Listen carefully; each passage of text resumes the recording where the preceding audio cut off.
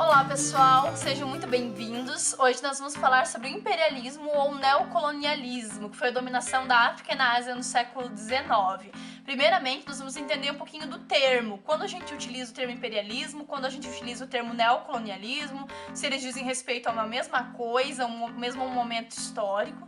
Aí, num segundo momento, a gente vai diferenciar a colonização que aconteceu na América no século XVI, desse neocolonialismo que aconteceu no século XIX. E, por fim, na terceira questão, a gente vai tentar entender as justificativas ideológicas dessa galera louca que sai da Europa para conquistar a África e a Ásia lá no século XIX.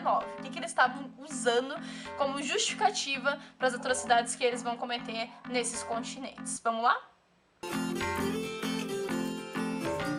Então, o termo neocolonialismo diz respeito a um período bem específico, que é o século XIX, e aos continentes asiático e africano, e a dominação dos países europeus sobre esses dois continentes.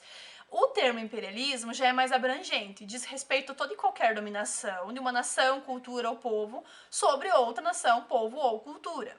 Acontece que ele não tem tempo delimitado e nem espaço geográfico delimitado. Ou seja, o imperialismo pode ter existido desde a antiguidade, por exemplo, é o caso lá de Roma, né, o Império Romano, e a ação imperialista dos romanos sobre demais povos da antiguidade, e até hoje se mantém, como por exemplo é o Império Norte-Americano, né? Imperialismo norte-americano sobre o resto do mundo. Então, o imperialismo é um termo que a gente utiliza mais vezes no decorrer da história e não está preso a um tempo e espaço.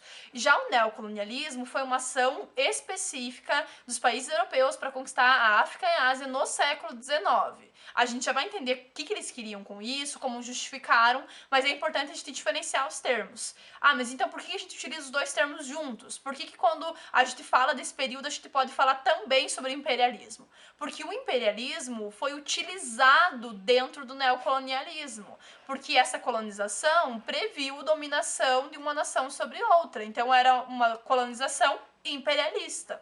Então as potências europeias eram imperialistas porque elas utilizavam dessa lógica de dominação de uma nação sobre outra. Eles acreditavam, pura e simplesmente, acreditem vocês se quiserem, que tinham poder de sair por aí, né, conquistando o mundo todo.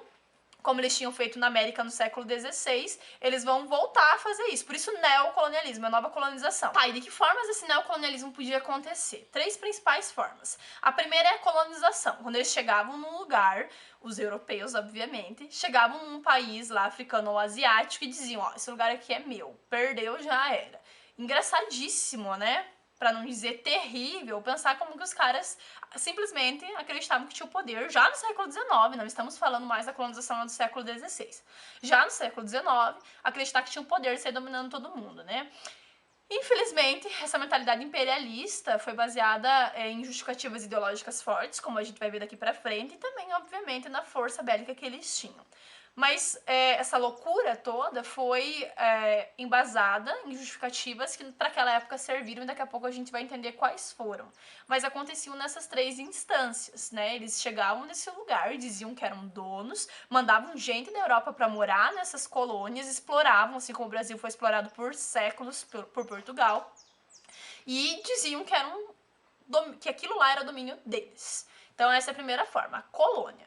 A segunda forma de dominação era o protetorado, quando eles faziam acordos com as elites locais ou exerciam algum tipo de influência sobre essas elites, ou até mandavam gente da Europa para ser liderança nessas regiões, mas não tinham um domínio total daquele país africano ou asiático. Podiam até fazer bases militares, mas era uma influência um pouco menor. E a última ação imperialista era a área de influência, né? O tipo de dominação era a que a gente chama hoje de área de influência. Então eles podiam exercer uma influência mais no campo da economia, né, da questão do mercado consumidor, eles podiam mandar, né, empresas para essas regiões, para esses países, eles podiam fazer acordos econômicos, então essa influência podia ser cultural, como os Estados Unidos tentaram fazer na América, porque também existe imperialismo que é muito característico da América, desse período, tá? A gente tá falando principalmente da Ásia e da África, lá que as potências europeias agiram. de maneira mais intensa. Só que também houve imperialismo na América, exercido principalmente pelos Estados Unidos. Então, a influência podia ser tanto econômica quanto cultural e até política, mas ela era bem menos forte do que as outras duas instâncias que a gente acabou de estudar. Agora vejamos, qual que é a grande diferença entre a colonização e o neocolonialismo? Essa é a segunda questão do nosso vídeo. Vejamos a primeira. A colonização aconteceu efetivamente no século XVI, quando os países europeus decidiram desbravar o mundo e fazer o que a gente chama de grandes navegações. Então, esse empreendimento aconteceu muito em função do desejo deles de encontrar novas rotas comerciais para ir até as Índias em busca das maravilhosas e queridas da época especiarias, né? Hoje em dia a galera usa Sazon, Quinor, tudo que é troço artificial, enquanto que na época todo mundo pirava o cabeção para ter um cravinho, uma canela, né? Hoje em dia a galera rejeita, né, do beijinho quando vem aquele cravinho, mas na época, gente, isso era importantíssimo, era artigo de luxo. Vocês sabem que não apenas para conservação dos alimentos, mas para dar aquele must, né? Aquele gostinho maravilhoso. E tudo isso era muito importante para eles na época. Portugal, lá, ó, um tino comercial fantástico, já praticava esse comércio antes de chegar aqui no Brasil, vocês sabem disso. Inclusive, eles vêm para cá tentando achar essa nova rota alternativa para chegar nas Índias, fazendo o que a gente chama de périplo africano, né? Os portugueses contornavam a África para chegar na Índia, porque lá pela via terrestre eles não conseguiam chegar na Ásia por um monte de treta com os muçulmanos, uma série de outras questões que impediam eles de chegarem lá. Aí, eles também queriam, nesse momento, ouro e prata. Acreditem vocês, naquela época, para um país ser rico, o que definia a riqueza deles era o ouro e a prata. Isso a gente chama de metalismo, que é uma das características do mercantilismo. O que é isso? Era a política econômica da época, lá dos reis absolutistas, dos estados nacionais, estados modernos.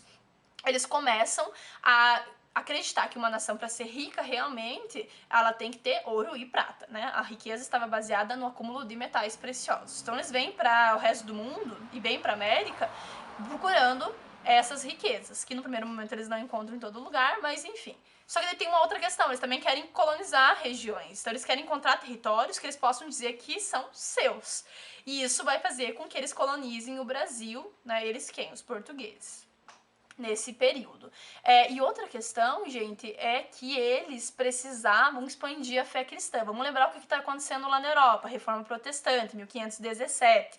A galera católica lá tá louca para expandir a fé cristã, procurando novos fiéis, tentando reverter, né, esse movimento que foi a Reforma Protestante, tentando fazer contra-reforma, criando a Companhia de Jesus, que inclusive vão vir para cá e vão catequizar os indígenas brasileiros, e eles vão ter esse objetivo de usar as grandes navegações para tentar fazer com que o cristianismo, o catolicismo, para ser mais específico, chegue ao mundo todo, se possível, né? Então, o colonialismo lá do século XVI tem essa perspectiva, fé cristã, eles estão procurando matéria-prima, eles estão procurando ouro e prata, eles estão procurando territórios para colonizar, para explorar, para fazer o pacto colonial, que era um acordo. Acordo é difícil, né? Eu já falei num vídeo sobre isso. Acordo é uma palavra difícil para se usar nesse sentido, porque as duas partes não aceitavam necessariamente, era imposto, né? Mas enfim, um acordo que era imposto para o Brasil, no caso, que era a colônia, que exigia que tudo que fosse produzido aqui fosse mandado diretamente para Portugal e tudo que a gente comprasse viesse de Portugal.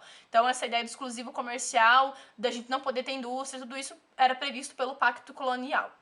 Então, era isso que eles queriam lá no século XVI. Já no século XIX, quando eles vão para a África e para a Ásia, o contexto é um pouquinho diferente. Quando os europeus, agora, potências imperialistas, vão para a África e para a Ásia, eles têm outros objetivos. Por quê? Vamos pensar na Revolução Industrial que já tinha acontecido, no capitalismo crescente, o capitalismo industrial, que fazia com que eles precisassem de mercado consumidor.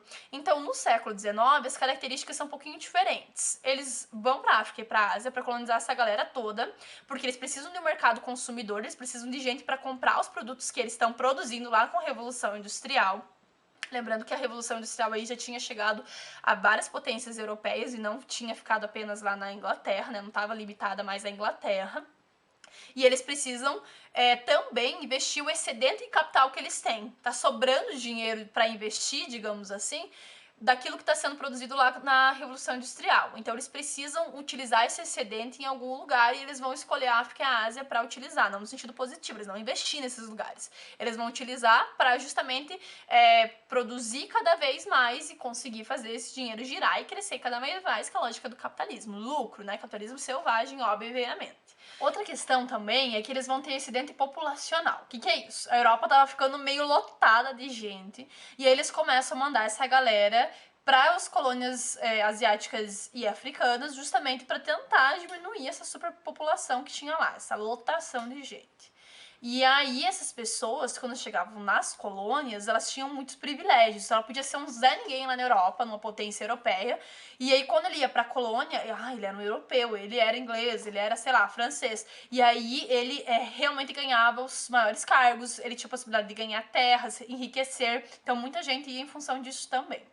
Outra questão é que eles queriam disputar territórios. Então eles vão fazer a partilha da África como se fosse um joguinho, assim. Sentam, pegam o mapa da África, eu quero isso, eu quero aquilo. Então é muito bizarro, é terrível de imaginar uma coisa dessa, que o ser humano foi capaz de fazer esse tipo de coisa. Mas a gente sempre se surpreende, né? A capacidade do ser humano de fazer caca é fantástica. Aí eles separaram os pedaços da África que eles queriam, os países. Eu sei que é terrível falar isso, mas friamente foi isso que aconteceu, infelizmente. E aí eles tinham que conquistar esses territórios. E aí fazer aquilo que a gente viu, ou o protetorado, ou a colônia, ou só exercer influência sobre essas regiões. A Itália, inclusive, tinha que dominar a Etiópia, mas não deu muito certo. Eles deram um pau total na Itália, fantástico. Na verdade, gente, a Etiópia foi um dos países que resistiu a domínio imperialista sobre a África. Então, a Etiópia resistiu por via militar e a Libéria, por ser uma colônia de ex-escravos norte-americanos, ficou de fora da colonização, dessa nova colonização. Mas, de maneira geral, foram os dois únicos países africanos a não ser colonizados por potências europeias, que é muito louco. E aí eles dividiram, pura e simplesmente, então, a África nesse sentido. Algo que a gente chama de partilha da África. E aí eles tinham essa função de ir lá e conquistar. Então essa disputa por territórios é um dos motivos do imperialismo que vai, inclusive, gerar a Primeira Guerra Mundial, porque daí um vai querer mais que o outro nessa divisão das terras, alguns vão se sentir lesados, como vai ser o caso da Alemanha, e isso também vai depois dar origem à Primeira Guerra Mundial. E aí nós temos a última questão que diferencia da colonização do século XVI. No século XIX, a justificativa para eles fazerem isso era de levar a civilidade para essa galera da África e da Ásia. E eles também tinham como justificativa a questão da superioridade enquanto civilização. Então, se os outros eram incivilizados, é porque eles eram civilizados. Os europeus sempre olhando para o resto do mundo como se todo mundo fosse incivilizado e eles fossem maravilhosos, super corretos, éticos, morais, nossa, né? Roubando o resto do mundo, explorando todo mundo, mas eles é que são civilizados. Muito bom, hein, Europa? Parabéns. E aí eles vão usar isso como justificativa. O que é muito, muito louco. Desculpa, gente, não consigo achar outra palavra. Imaginar que no século XIX eles usassem justificativas como essa para ir colonizar a África e a Ásia e fosse um discurso que funcionasse. A gente não pode cometer nenhum tipo de anacronismo e olhar aquele período com os nossos olhos. Esse discurso hoje de raiva, ódio com relação ao outro até existe, mas essa mesma justificativa ideológica de civilidade e superioridade de uma raça sobre outra já foi superada, pelo menos em termos de ética e moral, hoje em dia. Ainda bem. De maneira geral, então, rapidão. O que acontece na colonização lá no século XVI? Eles querem metais preciosos, eles querem terras para colonizar, eles querem conhecer o tamanho do mundo, querem novas rotas para o comércio das especiarias e querem expandir a fé cristã. Lá no século XIX, eles querem mercado consumidor, matéria-prima e mão de obra mais barata, eles querem investir o capital excedente, eles querem enviar o excedente populacional para essas regiões, tem a questão das disputas de territórios e a justificativa da superioridade do homem branco sobre o resto do mundo, que faria com que o homem branco, coitadinho, tivesse o fardo de civilizar o resto do mundo. E agora a gente vai entender essa justificativa. Gente, é importante que nós possamos ter a clara compreensão de que em alguns momentos da história certas atrocidades foram justificadas, né? Elas tinham uma justificativa ideológica, eles não iam lá e pura e simplesmente faziam o negócio. Eles usavam todo um discurso para legitimar aquilo que eles estavam fazendo e fazer parecer que era menos terrível do que realmente era. Hoje nós temos uma perspectiva diferente sobre esses fatos, mas na época eles usavam alguns discursos que a gente vai entender agora que serviam para, entre aspas, justificar as suas ações. A primeira frase que chama muita atenção, uma expressão que eles utilizavam era do fardo, entre aspas, também, do homem branco. O fardo que eles achavam que tinham herdado do universo, de Deus, de civilizar o resto do mundo. Então, os europeus entendiam-se como superiores em termos de raça, em termos de nação. Eles entendiam que o resto do mundo, por não ter os mesmos padrões, a mesma lógica cultural que a deles, era incivilizado.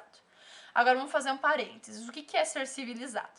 Originalmente, gente, o termo civilizado era só uma categoria de análise dentro da história. Né? A gente pode utilizar até hoje esse termo, né? O Pinsky, por exemplo, é um historiador que usa o termo civilização e ele entende que civilização pressupõe meio urbano, grandes cidades, grande contingente populacional, arte, religião, pressupõe Estado, burocracia, gente trabalhando para o Estado, que é essa burocracia, né?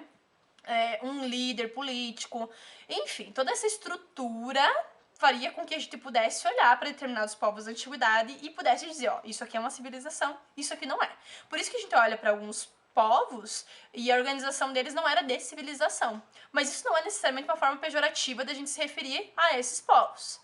Só que vieram os europeus, e principalmente agora no século XIX, começaram a usar esse discurso no sentido de dizer que determinadas nações não eram civilizadas porque não tinham a mesma lógica que a deles. Porque a religião deles era considerada pagã, incivilizada, selvagem, né, herética.